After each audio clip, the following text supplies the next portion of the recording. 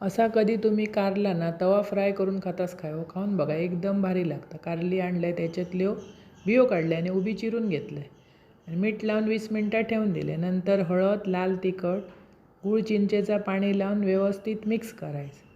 तांदळाचा पीठ आणि रव त्याच्यात ती घोळवायची. त्याच्या अगोदर तवो तापत ठेवलं आणि शॅलो फ्राय करून घ्यायची. एकदम भारी लागतं. तशी करून बघा.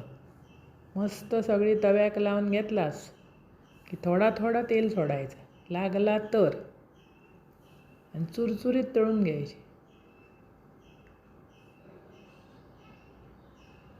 ह्याका चव इतकी भारी येता ना, आंबट तिखट गोड करू अशी मस्त लागतं. डाळीची आमटी आणि तवा फ्राय कारला एकदम भारी. नुसतासुद्धा खाऊ की एकदम बरं लागतं. कडवटपणा अजिबात लागणार नाही असा जर तुम्ही शॅलो फ्राय केलात तर. ह्याका बेसन लावलास तर भज्यासारख्या पण तळून खाऊ शकतात. एकदम मस्त लागतं. असा शॅलो फ्राय करा, खावा. आवडताला तुमका आणि आवडल्यास पटकन माझा चॅनल सबस्क्राईब करा.